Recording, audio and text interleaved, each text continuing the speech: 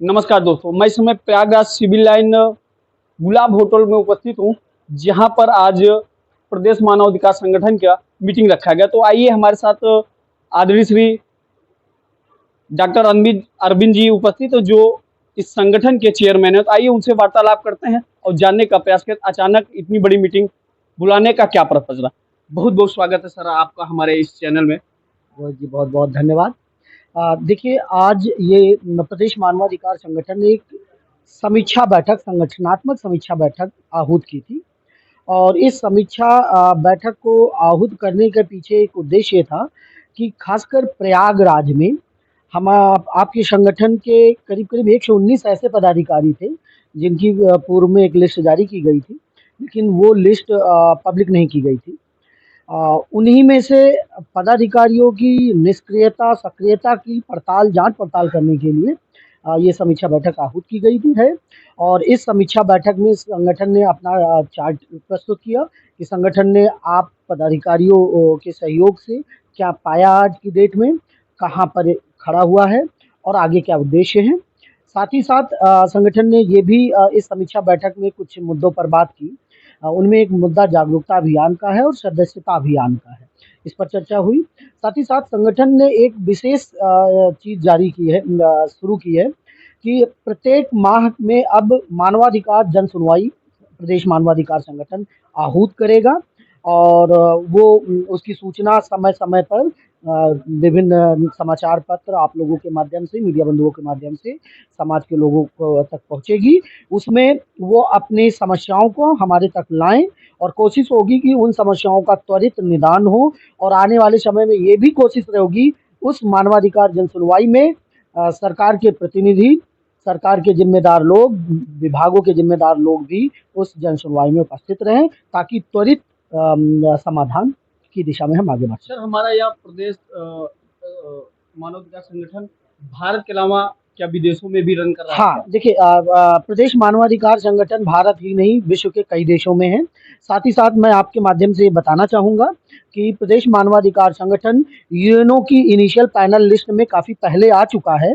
और अभी करीब 2 से 3 सप्ताह पहले यूएनओ की ऑफ़िशियल मेल से हमें कन्फर्मेशन ये भी मिला कि लगभग रिव्यू हैज़ बीन डन। बस केवल कुछ एक अधिकारी की एक कमेटी होती है, जिनके एक हेड होते हैं, उनके बेसिस पर ये चीज़ वहाँ तक पहुँच गई है।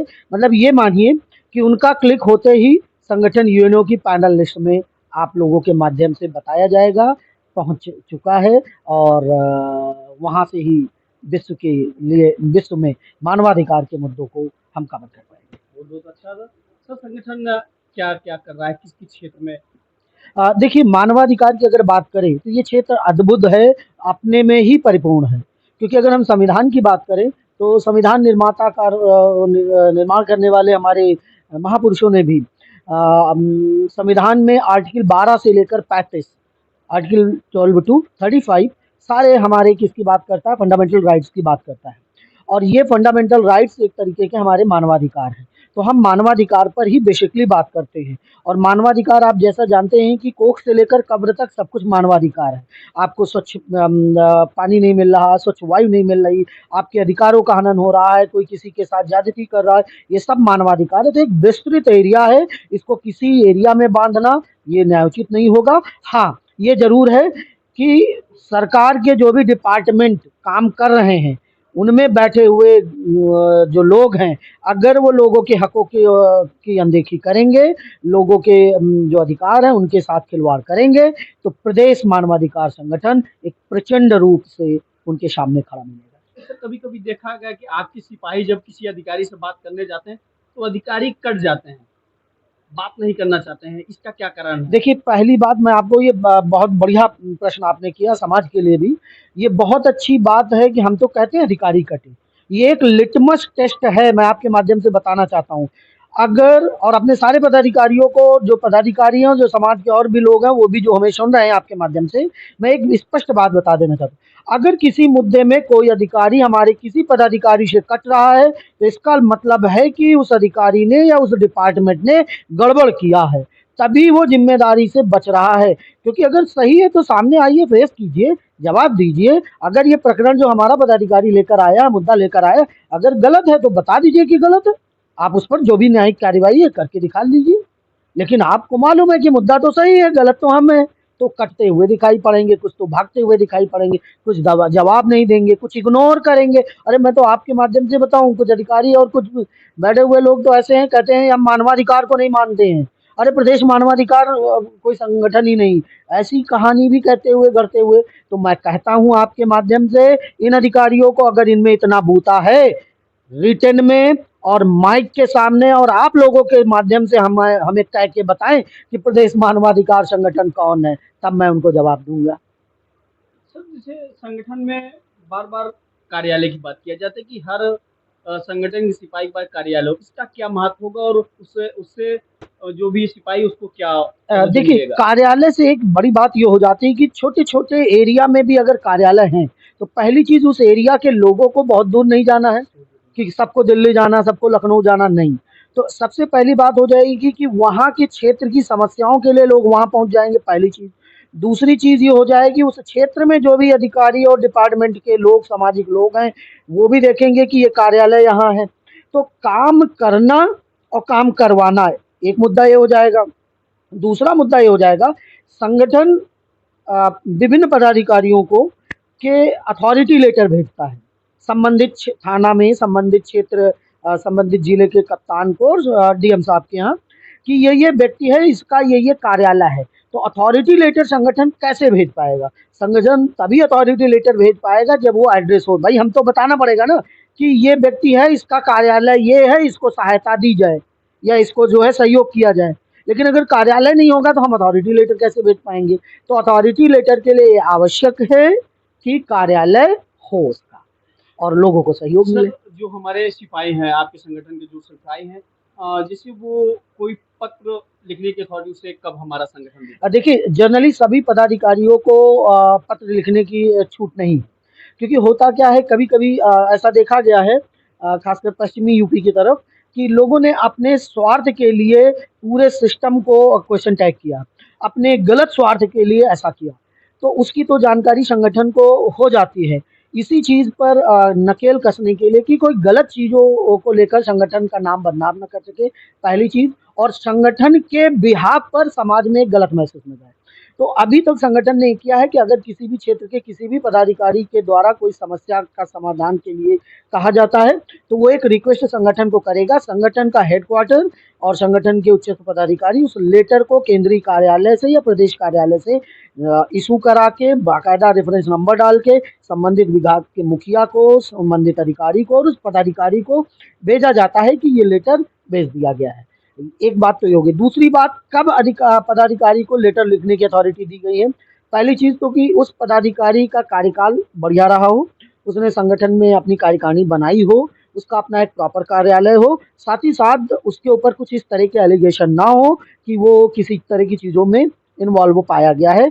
तब संगठन जब एक श्योर हो जाता है तो उसको स्टैम्प की, उसको लेटर हेड की, और इवन दो साथ ही साथ संगठन एक मेल आईडी भी संगठन के डोमेन पर जनरेट करा के देता है, ताकि ऑफिशियली भी वो कहीं से किसी अधिकारी को मेल करना चाहे तो मेल कर सकता है।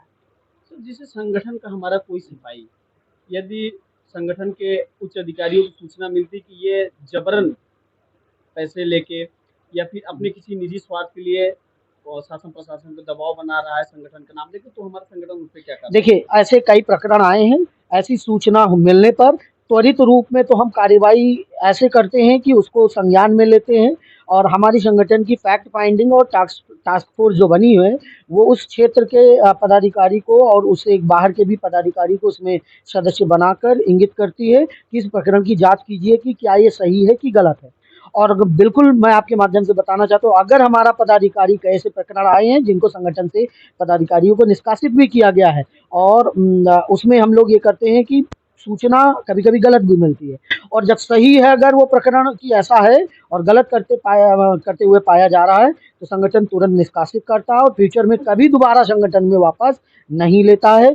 और कई जगह पे तो सरकार के डिपार्टमेंट को भी साथ में इंगित किया गया कि इस पर आप विधिक कार्रवाई करिए, क्योंकि संगठन प्रदेश मानवाधिकार संगठन संवैधानिक मूल्यों पर चलने वाला संगठन है, समाज के हित के लिए है, किसी एक व्यक्ति के व्यक्तिगत हित के लिए हम काम नहीं करते हैं, क्योंकि हम ना किसी राजनीतिक दल से संबंध रखते हैं और ना आगे हमें भविष्य में रखना है। हमारी ताकत आप हैं, हमारी ताकत समाज है, हमारी ताकत समाज का वो दबा और कुचला हुआ वर्ग है जिसकी कोई सुनवाई नहीं कर रहा।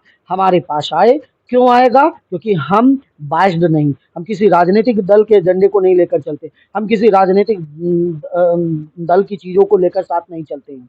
तो हम केवल समाज की बात करते हैं और समाज की बात में जो भी हमारे पास आएगा, हम उसकी सहायता के लिए तत्पर रहते हैं। सर एक लास्ट में, संगठन क्या जन सुनवाई जैसी कोई व्यवस्था करने वाला है क्या, हाँ। जिससे आम जनता भी अपनी बात आगे हाँ, निश्चित तौर पर जैसा मैंने अभी अपने उद्घोष में भी कहा है कि संगठन मानवाधिकार जन सुनवाई नाम से अभी माह में एक बार जिला और कई स्तर पर, जिला स्तर, प्रदेश स्तर, राष्ट्रीय स्तर पर और ब्लॉक लेवल स्तर पर एक मानवाधिकार जन सुनवाई आयोजित करेगा, आहूत करेगा। अभी उसका हमने डेट फिक्स नहीं किया है, लेकिन महीने में एक बार है और उसमें ये होगा उस क्षेत्र के लोग, उनकी जो समस्याएं हैं, लिखित रूप में वो समस्याएं लेकर आएं, हमें बताएं, हम त्वरित निदान कराने की दिशा में प्रयास करेंगे।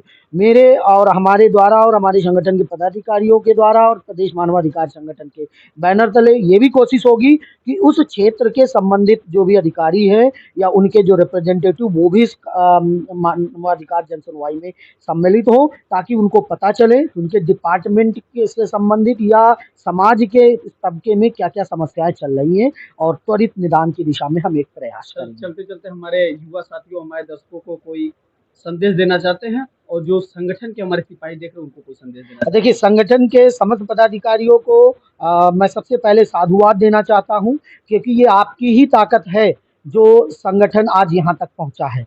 हम अकेले कुछ नहीं कर सकते थे, हमारी ताकत आप में है और आप जब एक बार खड़े होते हैं ना, तो बड़े सी बड़ी चीज़ें धराशायी हो जाती। तो ये तो रहा मैसेज मेरा संगठन के पदाधिकारियों के लिए, संगठन के युवा और समाज के लिए। समाज के किसी भी व्यक्ति को जो जिसके पास उस तरह के साधन, वैसे लोग, ऐसी संस्थाएं नहीं हैं, वो हमारे तक आए, हमारे तक अपनी पहुंच बनाए। हमारे तक पहुंच बनाना बहुत ही आसान है, चाहे हमारे किसी पदाधिकारी से मिल लीजिए या हमारे किसी नंबर पर कॉल करके आप संगठन से को उस मुद्दे के बारे में बता सकते हैं। हम आपके लिए खड़े मिलेंगे, पहली चीज़।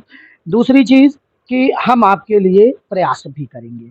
रही बात युवा की, तो युवा हमारे क्या कहीं का भी युवा हो, तो या संगठन का युवा हो या देश का युवा हो, कहीं का भी हो, युवा भविष्य की क्या होती, खान होती है।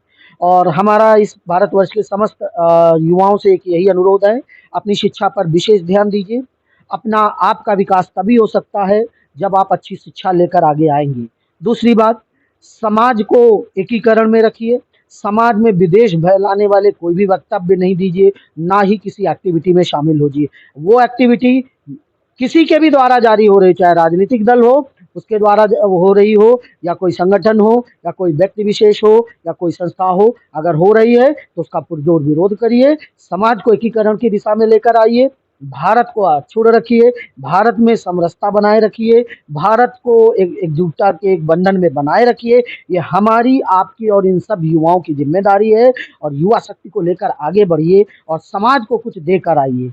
आप अपने लिए जो भी तैयारी कर रहे हैं, जो भी पढ़ाई कर रहे हैं, पढ़ने के बाद शिक्षा में आएंगे, व्यापार करेंगे या बिजनेस करेंगे, जो भी, या नौकरी करेंगे, जहाँ भी रहें अपना 100% देते रहें और किसी गरीब के साथ, किसी दबे कुचले व्यक्ति के साथ अन्याय ना होने पर, अगर अन्याय हो रहा हो, आप आंख मूंद कर खड़े हैं ना, तो वो मानव नहीं है, वो मानव की श्रेणी में ही नहीं है। तो मैं आज इस माध्यम से समस्त युवाओं को यही संदेश देना चाहता हूँ कि चाहे वो जिस क्षेत्र में आए, मानवता का साथ, मानवता का दामन थामे रखे, तभी देश का विकास होगा, तभी समाज का विकास होगा और तभी हमारा विकास होगा। अदरवाइज हम अपनी पीठ चाहे जैसे थपथपाते रहें।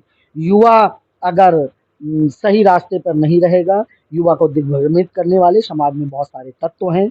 और आज तो हम डिजिटल मीडिया की बात कर रहे हैं, डिजिटल वर्ल्ड की बात कर रहे हैं, जहाँ पर एक ही पल में पता नहीं क्या हो सकता है। तो इन युवाओं को एक ये भी हमारा अनुरोध है कि सोशल मीडिया यूज़ तो ज़रूर करें, लेकिन बहुत ही सावधानी से, किसी भी चीज़ को बोलते समय, देखते समय, समझते समय और ऐसी अवधारणा बनाने से पहले उसको कई बार वेरीफाई कीजिए, तब उस अवधारणा के पीछे जाइए जो कि आपको एक अच्छा नागरिक बनाने में सहयोग करे।